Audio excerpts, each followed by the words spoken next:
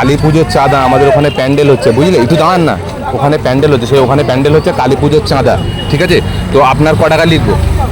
100। আর শুনুন না, দাঁড়ান না, দাঁড়ান না, দাঁড়ান না, রুকো যারা, আমাদের টাকার দরকার, 100 টাকা দিন।